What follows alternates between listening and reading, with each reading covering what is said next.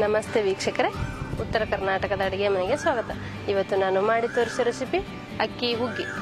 ಅಕ್ಕಿ ಹುಗ್ಗಿ ಮಾಡಲು ಬೇಕಾಗಿರುವ ಸಾಮಗ್ರಿಗಳು: ಮೊದಲನೇದಾಗಿ 1 ಕಪ್ ಅಕ್ಕಿ, 1 ಕಪ್ ಸಕ್ಕರೆ, 1 ಕಪ್ ಅಕ್ಕಿಗೆ 2 ಕಪ್ ಹಾಲು, ಸ್ವಲ್ಪ ತುಪ್ಪ, ಚಿಟಿಕೆ ಏಲಕ್ಕಿ ಪುಡಿ, ಸ್ವಲ್ಪ ಗೋಡಂಬಿಯನ್ನು ತೆಗೆದುಕೊಳ್ಳಿ. ಅಕ್ಕಿ ಹುಗ್ಗಿ ಮಾಡುವ ವಿಧಾನ: ಮೊದಲಿಗೆ ಒಂದು ಪಾತ್ರೆಯಲ್ಲಿ 1 ಟೇಬಲ್ ಸ್ಪೂನ್ ತುಪ್ಪವನ್ನು ಹಾಕಿ, ತುಪ್ಪ ಬಿಸಿಯಾದ ನಂತರ ಗೋಡಂಬಿಯನ್ನು ಹಾಕಿ, ಗೋಡಂಬಿ ಕಲರ್ ಸ್ವಲ್ಪ ಬ್ರೌನ್ ಆಗುವವರೆಗೆ ಹುರಿದುಕೊಳ್ಳಿ.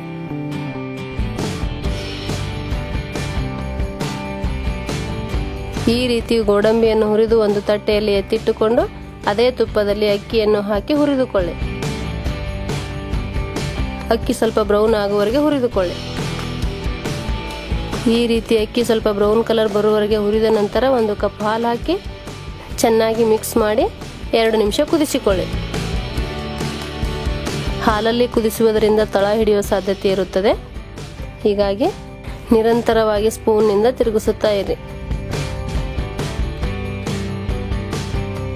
ಮೊದಲ ಹಾಕಿರುವ ಹಾಲು ಕುದ್ದು ಗಟ್ಟಿಯಾದ ನಂತರ ಇನ್ನೂ 1 ಕಪ್ ಹಾಲು ಹಾಕಿ ಅನ್ನ ಮೆತ್ತಗಾಗುವವರೆಗೆ ಬೇಯಿಸಿಕೊಳ್ಳಿ. ಹಾಲು ಕುದ್ದು ಗಟ್ಟಿಯಾಗಿ ಹುಗ್ಗಿ ಹದ ಬರುವವರೆಗೆ ಬೇಯಿಸಿಕೊಳ್ಳಿ. ಈ ರೀತಿ ಹುಗ್ಗಿ ಹದಕ್ಕೆ ಬಂದ ನಂತರ ಅಕ್ಕಿ ಬೆಂದಿದೆ ಇಲ್ಲ ಅಂತ ಒಂದು ಸಲ ಚೆಕ್ ಮಾಡಿಕೊಳ್ಳಿ. ಅಕ್ಕಿ ಬೆಂದಿದ್ದರೆ ಈಗ 1 ಕಪ್ ಸಕ್ಕರೆ ಹಾಕಿ 2 ನಿಮಿಷ ಬೇಯಿಸಿಕೊಳ್ಳಿ.